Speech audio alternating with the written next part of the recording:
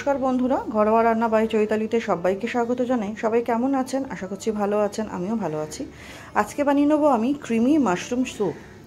তার জন্য আমি 1 প্যাকেট মাশরুম নিয়েছি, হাফ নিয়েছি কুচিয়ে, হাফ নিয়েছি বড় টুকরো, মানে একটাকে 3 টুকরো করেছি। আর এদিকে পেঁয়াজ কুচি, রসুন কুচি, লঙ্কা, আদা আর টমেটো নিয়েছি। সবটাই পরিমাণ বলে দেবো রান্নাতে। প্রথমে ছোটো সাইজের মাশরুমগুলো নুন দিয়ে 2 চামচ সাদা তেলে ভাজা করে নেবো। নুন দিলে খুব তাড়াতাড়ি মাশরুমটা সফট হয়ে যায়, কারণ এটাকে আমি ব্লেন্ড করব।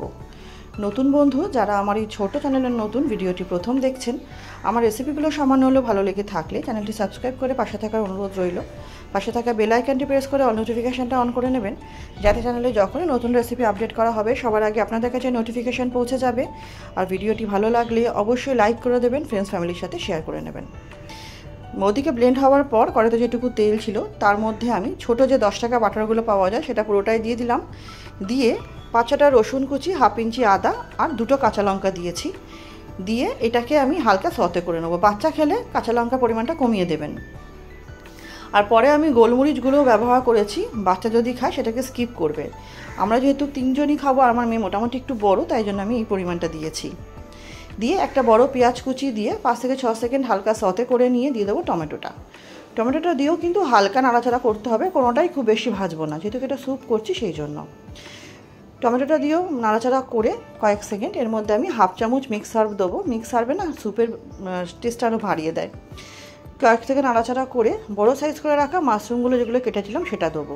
সেটা দিয়ে 1-1.5 মিনিট নাড়াচাড়া করবো। তাতেই কী হবে, বড় সাইজের মাশরুমটা খুব সুন্দর সফট হয়ে যাবে আর মাশরুমের মধ্যেও না সুন্দর মশলাটা ঢুকে যাবে। তারপরে দেখুন যে ব্লেন্ড করা মাশরুমটা সেটা দিয়ে দেবো। এটা হালকা সফট হয়ে গেলে ব্লেন্ড করা মাশরুমটা দেওয়ার পর বাটির মধ্যে যেটুকু লেগে থাকবে তার মধ্যে ছোটো চায়ের কাপের হাফ কাপ জল দিয়ে একটু ধুয়ে নিই সেটা দেবো। আর দেবো ছোটো চায়ের কাপেরই 1 কাপ, মানে টোটাল 1.5 কাপ জল ব্যবহার করেছি। খুব একটা পাতলা হবে না, এটা হালকা একটা গ্রেভি ভাব থাকবে, ক্রিমি ভাব থাকবে। ফেসবুকের বন্ধু যারা এই রেসিপিটি ফেসবুক থেকে দেখছেন, আমার রেসিপিটা সামান্য হলেও ভালো লাগলে অবশ্যই পেজটি ফলো করে পাশে থাকার অনুরোধ রইল। একটা লাইক করে দেবেন, ফ্রেন্ডস ফ্যামিলির সাথে শেয়ার করে দেবেন।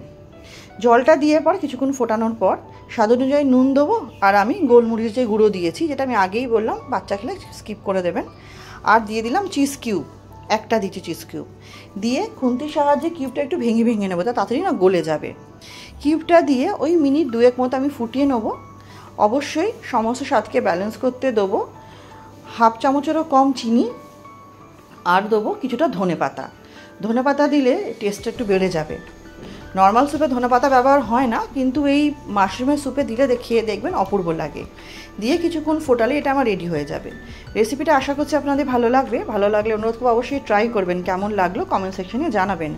বর্ষাকালে সন্ধেবেলা হোক বা যে কোনো সময় সন্ধেবেলা বা সকালে জলখাবারে অপূর্ব লাগে খেতে। লাস্টে সাদা তিল আর ধনেপাতা দিয়ে গরম গরম পরিবেশন করার পালা। ভিডিওটা আজকের মতো এখানেই শেষ করছি। নেক্সট দিন আবার হাজির হয়ে যাব। সবাই খুব ভালো থাকবেন, সুস্থ থাকবেন।